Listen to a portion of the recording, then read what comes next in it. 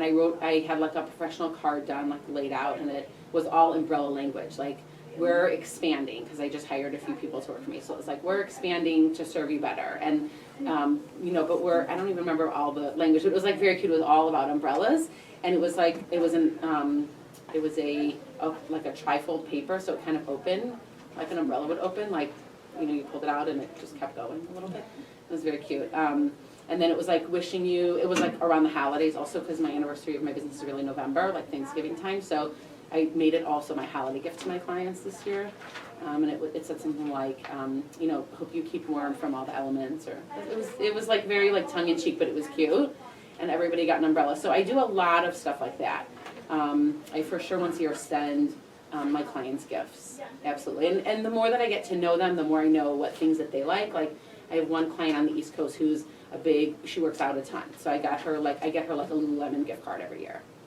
You know, stuff that's personal, and I write a personal note, thank you so much, you know, for all your business, da da da. And then people like that, they tend to just rely on me to get all the things done.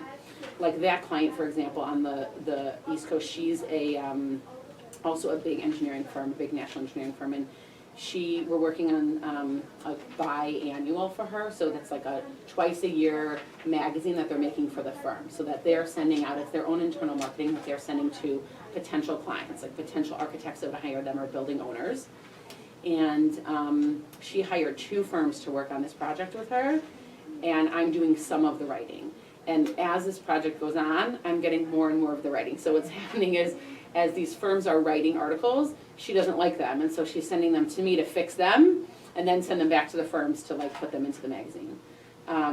But I would say that the main piece of my business, and the reason that it's been so successful, and the reason I continue to get new clients and continue to be so busy is really the personal relationships that I make with these clients. And a piece of that is these gifts, let's say, that I would give, or you know, I think of them, I write them, like they say they're not doing well, so I'm conscientious to like write a note the next week, how you feeling, are you better, or whenever they need something last minute, I'll definitely, you know, not pull an all-nighter, but I'll definitely, you know, work late into the night to get things done for them quickly.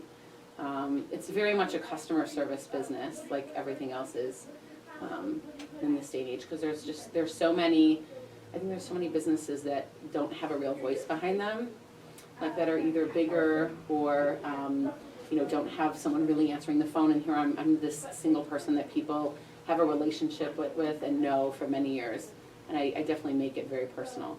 So what I've started to do myself, just because I can't handle all the workload that I'm getting, is that I have other writers that I know who either do what I do, or, and that really, it's kind of hard to find people that do exactly what I do and know about a ton of different industries, like technically know the technical pieces of all the industries. So I've hired some people to do the writing for me, but I have still maintained to do all the interviews, because I think that's the personal piece.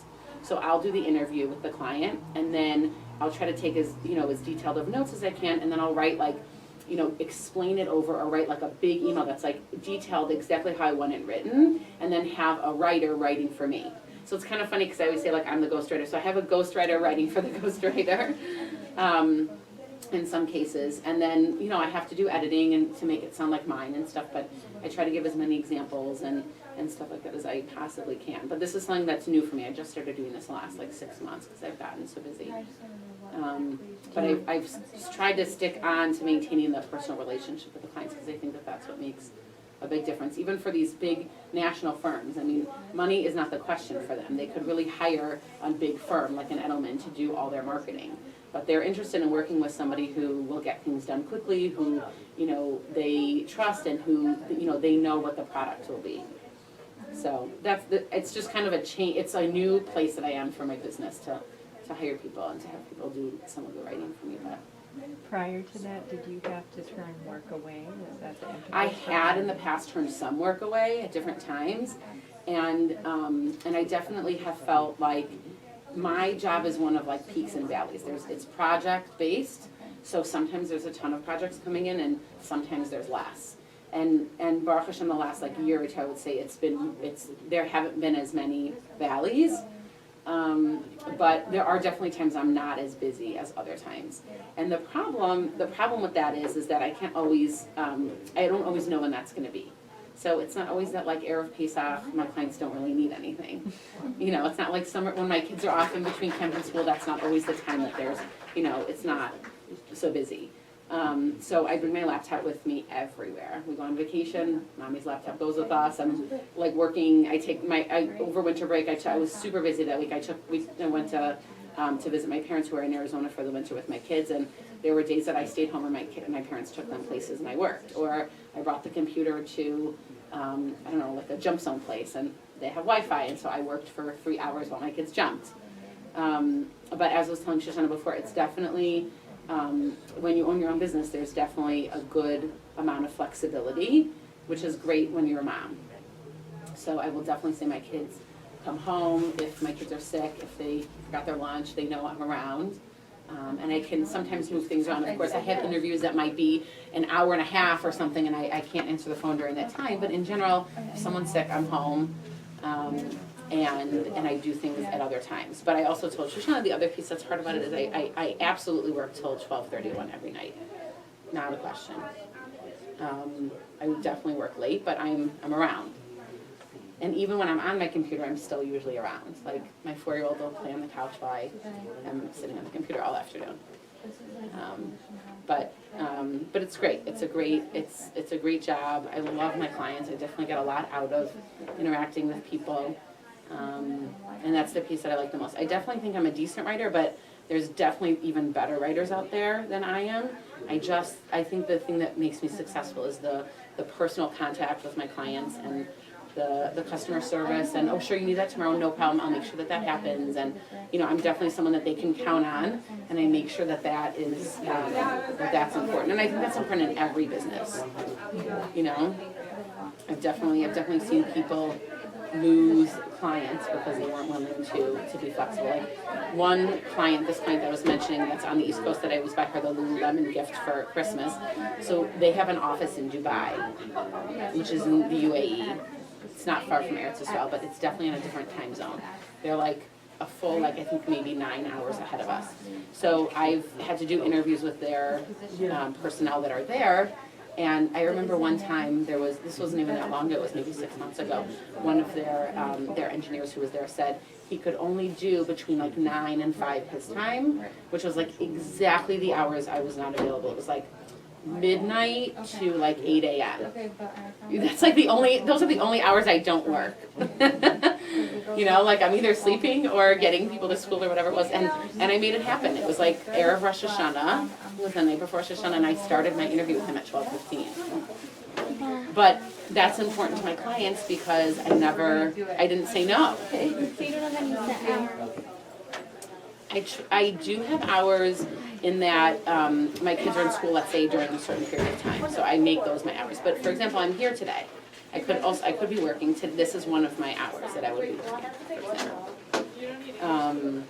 So I try to get things done during the day if I can. It's definitely more efficient, and for sure in terms of interviewing other clients, that's for sure a time that they're going to want to talk to me usually between 9 and 5. So I make sure to have babysitting or whatever I need for those hours. And then I save things that don't need to be done with other people, like the writing piece of it, and I definitely am doing emails at midnight for sure. And then people get them in the morning. And then by the time I get to my desk by 9, I've either gotten responses from people who get into the office early or things are, on someone else's list to do, and hopefully I'll get it back during the day at some point. How do you develop the expertise to be able to write in all these diverse? So it's a lot of research. I thank God. Hi, come sit down. Thank God for the internet and for Google. I definitely do a ton of research on every topic. For example, like this insurance risk client is new to me this year. This definitely was a totally new industry, totally new client. And I did a bunch of reading up and asking questions, and in a lot of ways, businesses all function similarly, just even if they're in different markets. So I definitely have relied on my experience in understanding how other businesses work, just to move on to another one. But it's taken a lot of time. I will tell you that my writing, even though I had all this experience and had done, even real world writing experience, I definitely my writing has changed so much and grown so much based on each client and their needs. And so it's constantly something that's developing. That the skill that I have is something that's always changing and always needs to be updated.